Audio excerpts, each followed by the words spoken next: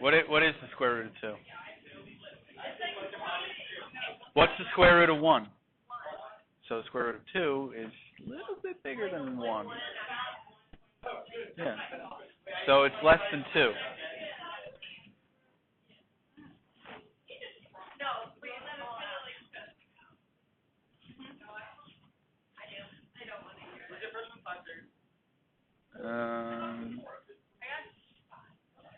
It's definitely a fraction. I don't remember where. It's definitely a fraction.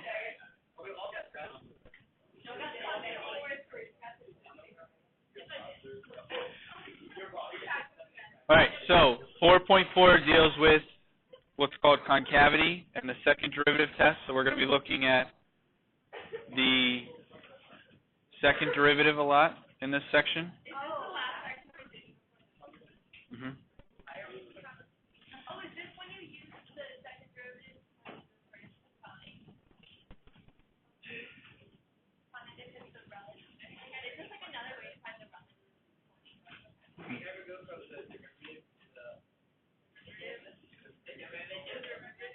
It's called an integral. It's called an integral or an antiderivative.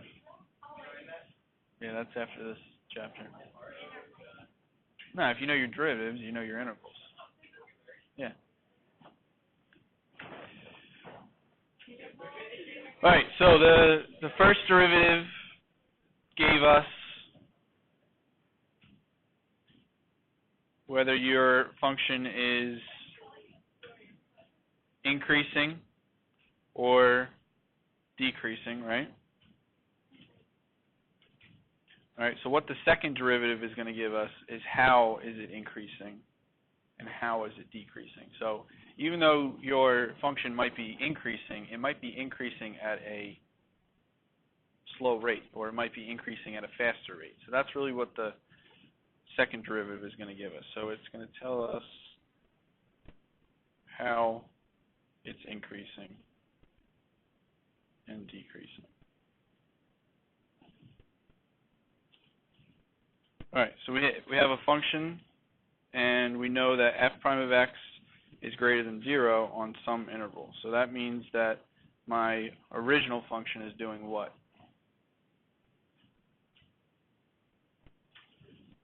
It's increasing, right? Because the derivative is positive. All right, so what we want to do is we want to draw 3 different ways in which what the graph of f of x might look like. All right, each case analyze how the slopes of the graph are changing.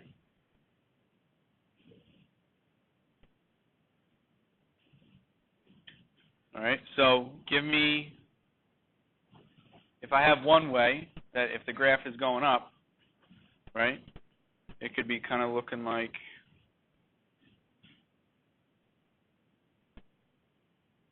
something kind of like that, right? So as I start at A and I end at B, I am increasing until I get to B, right?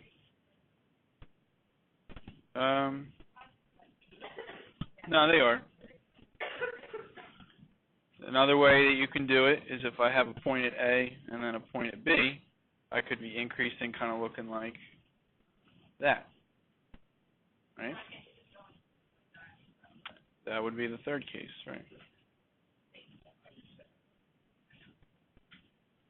You see the future. And then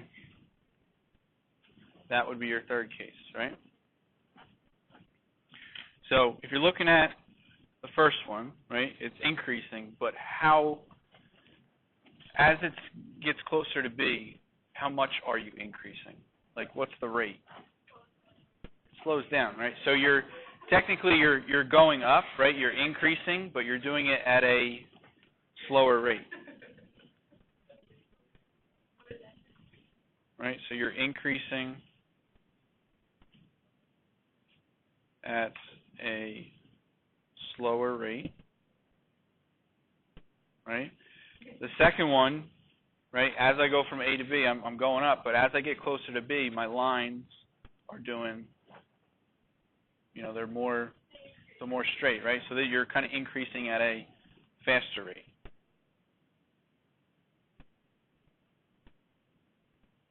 increasing at a faster rate. And then the last one, how is that increasing? Constant rate, good. So increasing at a constant rate. Right, good. All right, so what the second derivative is what's going to tell us is it's going to help us figure out this, whether it's at a slower rate, faster rate, or at a constant rate. Okay. So you have increasing on the interval, but they curve differently. Therefore, they have what's called different concavity. Okay. Concavity tells you whether how your graph kind of bends. Right. One increases at an increasing rate, another at a decreasing rate, and then the third at a constant rate. All right. Functions that increase at a constant rate are linear and do not require calculus.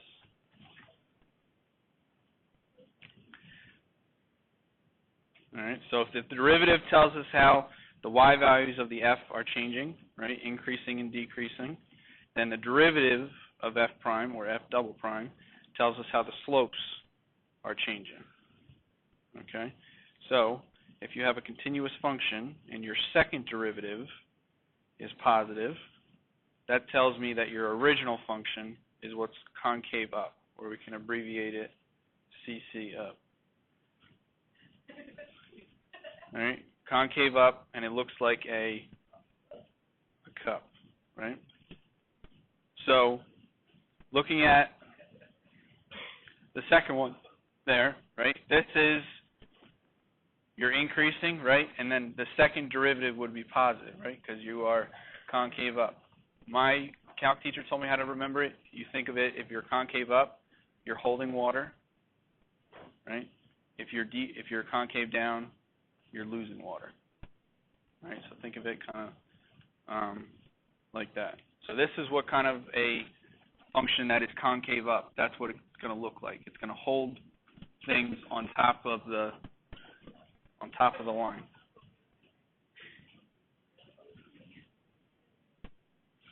So if you are concave up, that means that your slopes are increasing. Yes. So holds water. Now, if your second derivative is negative,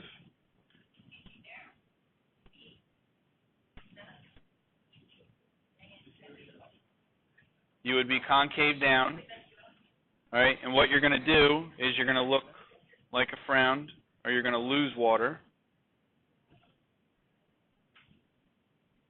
All right, so if you look at the first graph that we did, so even though we are increasing, right, this is what a concave down graph looks like, right? So if you imagine, again, pointing the water over here, you would be losing the water because this graph is concave down. And as you go from A to B, right, even though you are increasing, your slopes are getting less and less as you get to B. Okay, so that means that your second derivative here is less than 0 or negative. And this would be positive. And then if your second derivative gives you 0, it has no curvature or concavity, and the slopes of f are constant. So that would be the third graph, right? It doesn't really, this one would not be able to hold or lose water because it is just a straight line. So this would be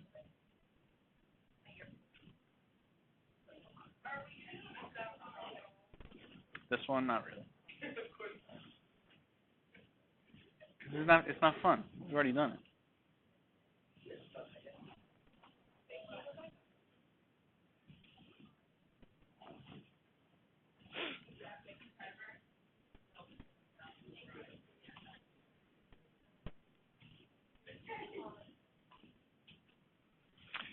All right, so if we know both the signs of f prime and f double prime, we know the shape of what the graph looks like. All right, so determine the signs. Right. So determine the signs of f prime and f double prime for each of the curved segments below. All right. So if we are looking at this one here, right? Imagine that is a piece of your graph. What would your first derivative be doing? So your first derivative would be positive. Now, is that concave up or down? Down. So your second derivative would be negative. Right. All right. So even though you are increasing, you're increasing at a decreasing rate. So your slopes are no. No.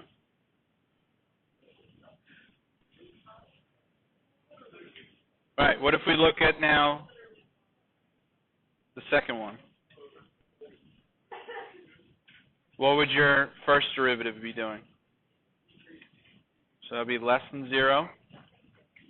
And then, are you concave up or concave down? Concave up.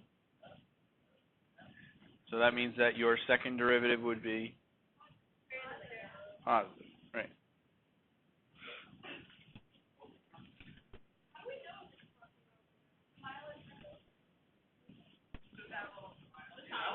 Yeah, that's kind of a smile, right? That's kind of a frown.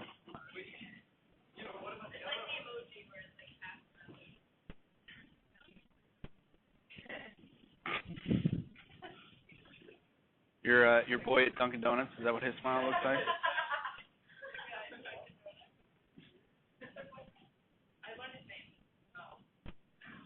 Well, you've only been dating for a whole year, and now you finally just figured out his name.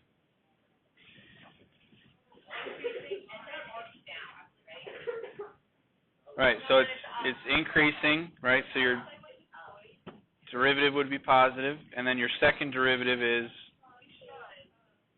concave up, right? Good. And then the last one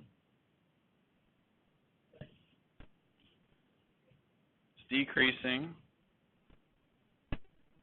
and it's concave down, right?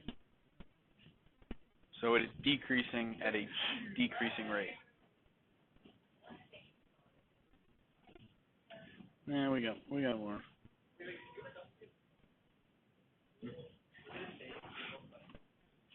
Yep.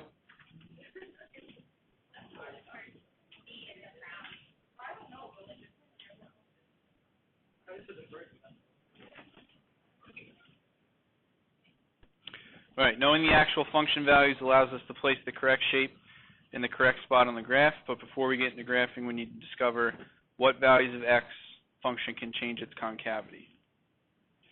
All right, so when we did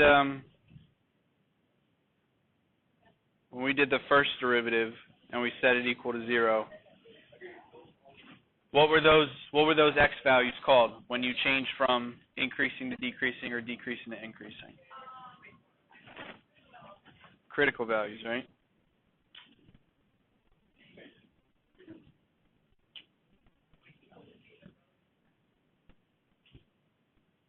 Critical values.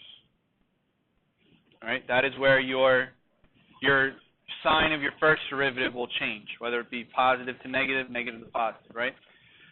Now, if you do it for the second derivative, that's what's called a possible inflection value.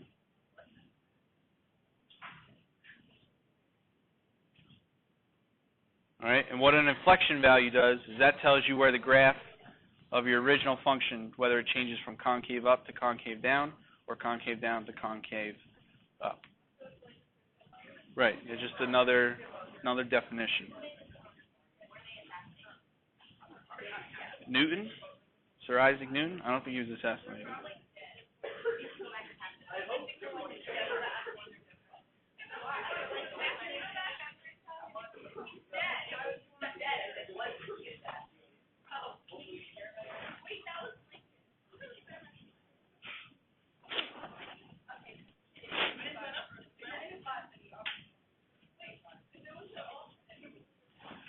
All right, now, big thing you guys need to remember is when we did when we did the first derivative, right, we set it equals 0, found the critical values, right, and we did the sign test, right, and even though sometimes we got, we went from like negative to negative or positive to positive, that x value is still considered a critical value. Okay, if you do the same thing for the second derivative and you don't see a sign change, it's not considered an inflection value. So in order for it to be a definite inflection value, that's where you would drop possible and just leave inflection value, you have to see a sign change. Okay, so even though you might not see a sign change for the first derivative, it's still considered a critical value. But for the second derivative, if there's no sign change, you can just get rid of it. Well, we'll get into that later, but so the big thing is you have to must see a sign change for inflection values. Must see sign change.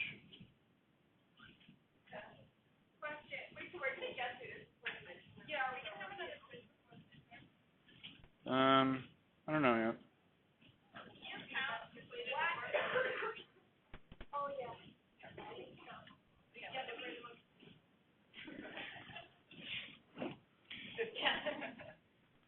All right, so I put that at the bottom. A graph can change its continuity into discontinuity like a vertical asymptote, but the x value is not in the domain. It cannot be an inflection value. All right, so if you're looking at just like the first graph, right, we're going concave down, right, and then once we get to this x value, we are now concave up. All right, so this is concave down. Now, once I get to here, I'm concave up. So the second derivative is less than 0, and then second derivative is greater than 0. So this value right here, this would be considered a inflection value.